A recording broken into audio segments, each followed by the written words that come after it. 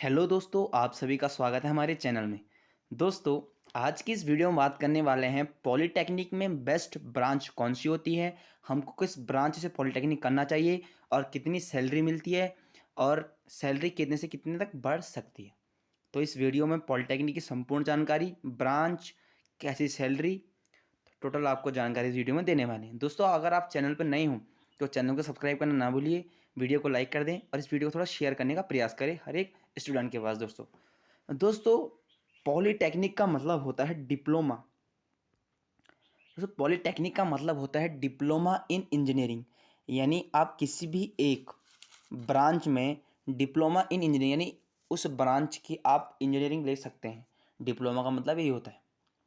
तो आपको बताता हूँ दोस्तों मैं कि पॉलीटेक्निक में कुछ लोकप्रिय ब्रांचेज हैं, उन ब्रांचेज के बारे में आपको बता देता हूँ मैं। तो सुनिए दोस्तों, आप समझिए मेरी बात को। देखो, ब्रांच को 3 हिस्सों में मैंने डिवाइड किया है। बेसिकली होते हैं 2 हिस्सों में, लेकिन मैंने आपको समझाने के लिए 3 हिस्सों में इसको डिवाइड कर रखा है। दोस्तों, जो मेरा फर्स्ट रहेगा दोस्तों, रहेगा सरकारी के नज़र से। दोस्तों, सरकारी नौकरी के नज़र से डिप्लोमा। दोस्तों, सेकंड रहेगा प्राइवेट के। दोस्तों, दोनों की बात कर लेते हैं पहले। दोस्तों देखिए दोस्तों, सरकारी नौकरी के नज़रिए से कुछ लोकप्रिय ब्रांचेज हैं। वो लोकप्रिय ब्रांचेज दोस्तों कौन कौन सी हैं वो आपको मैं बता देता हूँ। दोस्तों फर्स्ट आती है सिविल इंजीनियरिंग। दोस्तों, अब देखिए दोस्तों, सिविल इंजीनियरिंग भी 2 प्रकार से होती है। एक होती है environment and agriculture department diploma in engineering, यानी एक होता है एग्रीकल्चर एंड इन्वायरमेंट, यानी आपको पर्यावरण के बारे में जानकारी दी जाती है। और एक होता है architect in diploma in engineering, यानी जो मैप वैप तैयार करते हैं, एक वो इंजीनियर होता है। तो आपको करना हो तो आप आर्किटेक्ट से करें। आर्किटेक्ट एक बढ़िया स्कोप है उसमें, सिविल से।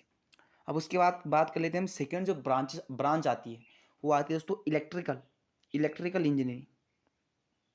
अब इलेक्ट्रिकल दोस्तों सेकंड में क्यों रखा गया है, क्योंकि यूपीसीएल यानी Uttarakhand power corporation limited, sorry दोस्तों, उत्तराखंड पावर कॉरपोरेशन लिमिटेड में जो वैकेंसीज आती हैं इलेक्ट्रिकल इंजीनियर वाले डिप्लोमा स्टूडेंट्स के लिए आती हैं। और तीसरी बात कर लेते हैं हम मैकेनिकल की। दोस्तों, मैकेनिकल इंजीनियरिंग, इसमें दोस्तों ठीक ठाक ही गवर्नमेंट जॉब्स निकल जाती हैं। तो सिविल, इलेक्ट्रिकल और मैकेनिकल दोस्तों हो गई हैं क्या, ये हो गए हैं गवर्नमेंट जॉब पर्पस ब्रांचेस। और ऐसा नहीं है दोस्तों कि जो बच्चा सिविल से नहीं करेगा, इलेक्ट्रिकल से, मैकेनिकल से नहीं करेगा, वो गवर्नमेंट जॉब नहीं ले सकता। इसका मतलब ये नहीं है दोस्तों। इसका मतलब ये है कि सिविल इंजीनियरिंग, इलेक्ट्रिकल और मैकेनिकल से करने पर आप आपके क्षेत्र में ढेरों गवर्नमेंट जॉब निकलती है, तो आप उसके लिए अप्लाई कर सकते हैं। लोग कंपटीशन होता है दोस्तों, वहाँ बहुत ज़्यादा कंपटीशन होता है। दोस्तों, सिविल इंजीनियरिंग यानी रेलवे जो भी नौकरी निकालता है, देखते होंगे आप कितना ज़्यादा कंपटीशन होता है। तो आपको टेंशन नहीं लेनी, आप किसी ब्रांच से करें। ब्रांच छोटी बड़ी नहीं होती है, हर ब्रांच का एक अपना फील्ड होता है। आप उस फील्ड में जाइए, अपना करियर बनाइए। अगर आपने किसी भी एक ब्रांच को चुन लिया है तो उस पर आप इतना फोकस रखिए कि अपना करियर उसमें आप सेटल कर लें। अब दोस्तों प्राइवेट के नज़रिए से बात कर लेते हैं। प्राइवेट के नज़रिए से दोस्तों, प्राइवेट के नज़रिए से बात कर लेते हैं तो मैं फर्स्ट लूँगा दोस्तों इसमें कंप्यूटर इंजीनियरिंग, सेकेंड लूँगा दोस्तों इलेक्ट्रॉनिक्स इंजीनियरिंग, और थर्ड लूँगा दोस्तों केमिकल इंजीनियरिंग, और दोस्तों टेक्सटाइल होती है एक, और दोस्तों ऑटोमोबाइल होता है एक। तो काफ़ी ब्रांचेज होते हैं, लेकिन प्राइवेट सेक्टर में भी बहुत ज़्यादा स्कोप है दोस्तों। कंप्यूटर इंजीनियरिंग का बहुत ज़्यादा स्कोप है, इलेक्ट्रॉनिक्स का एक लिमिटेड स्कोप होता है, लेकिन स्कोप यहाँ भी है। इलेक्ट्रॉनिक्स इंजीनियरिंग का एक लिमिटेड स्कोप होता है, लेकिन है स्कोप बहुत ज़्यादा है। करने वाला यहाँ भी अपना स्कोप बना सकता है। और तीसरा बात कर लेते हैं हम केमिकल इंजीनियरिंग। केमिकल में भी काफ़ी स्कोप होता है, लेकिन ये तीनों ही मिलती हैं प्राइवेट सेक्टर में।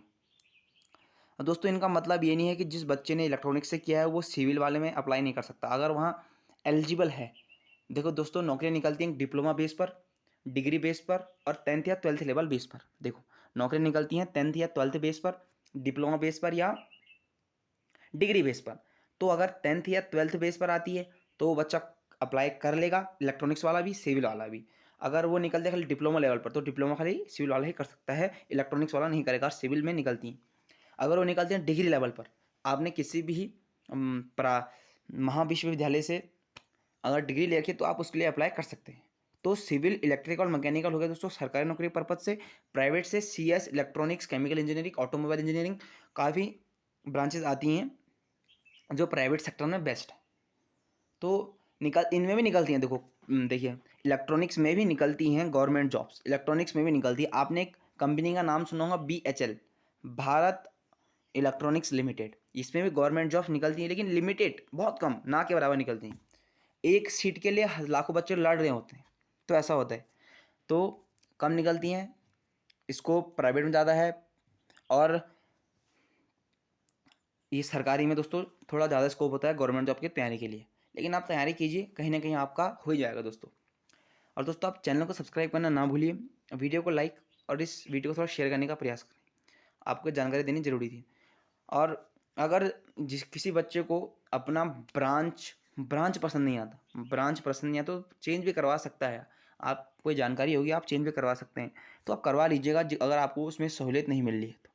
मेरा कहने का मतलब ये, अगर आप उस ब्रांच में अपने आप को कंफर्टेबल फील नहीं कर रहे हैं तो आप उसको चेंज करा सकते हैं, ऐसा नहीं है, चेंज करा सकते हैं और चेंज भी कराइए अगर उसमें कंफर्टेबल फील नहीं है तो। आपको जानकारी देनी जरूरी थी दोस्तों, मैं बता चुका हूँ। अब एक और आता है सरकारी नौकरी और प्राइवेट के पर्पज से। देखो दोस्तों, एक कॉमन ब्रांच भी होती है, कुछ कॉमन ब्रांचेस भी होती हैं। दोस्तों कॉमन ब्रांच कौन सी है? देखो दोस्तों कॉमन ब्रांच कौन सी है दोस्तों, वो कॉमन ब्रांच है, देखो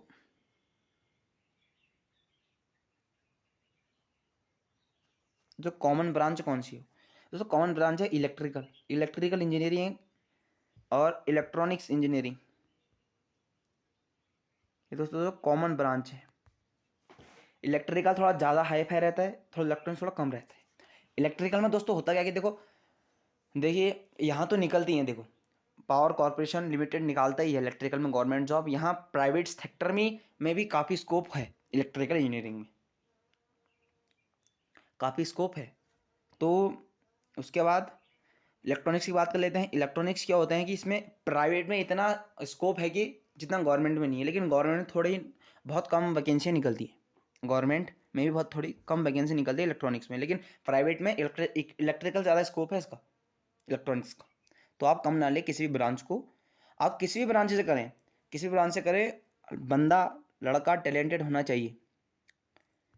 तो आप टैलेंट दिखाइए अपने कंपनियों में, आप सब कंपनी में जाएंगे, ऐसे नहीं कि जैसे आपने डिप्लोमा किया आपको गवर्नमेंट जॉब आएगी, नहीं, आपको मेहनत करनी पड़ेगी, निरंतरता दिखानी पड़ेगी। अगर एक बच्चा है जो इलेक्ट्रिकल से करता है, एक बच्चा है जो इलेक्ट्रॉनिक से करता है, तो जो बच्चा जिस भी कंपनी में गया है, अगर उस बच्चे ने उस कंपनी में 4 से 5 साल निरंतरता दिखा दी, तो मैं गारंटी देता हूँ कि वो बच्चा आने वाले 2 5 6 साल के बाद 50 60 हज़ार मंथली ले रहा होगा। ये मेरी गारंटी है दोस्तों। लेकिन दिखानी क्या आपको, निरंतरता।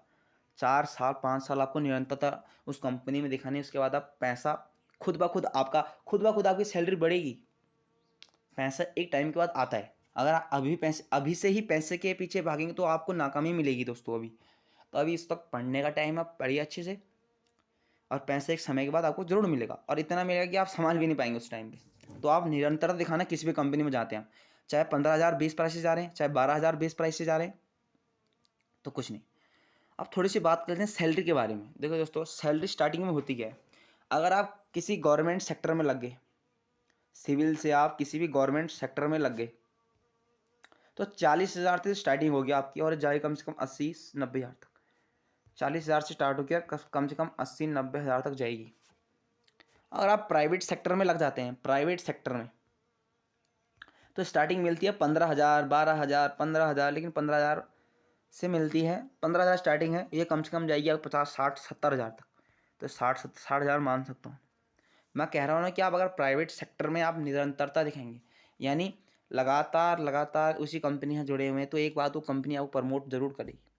आपका परफॉर्मेंस वहाँ बहुत ही बढ़िया होना चाहिए, तो वो कंपनी आपको जरूर प्रमोट करेगी दोस्तों। तो धन्यवाद दोस्तों, आपको जानकारी देनी जरूरी थी कि पॉलिटेक्निक में ब्रांचेस बेस्ट कौन सी होती है और कितनी सैलरी तक मिलती है। तो धन्यवाद दोस्तों, जल्दी दूसरी वीडियो लेके आएंगे हम।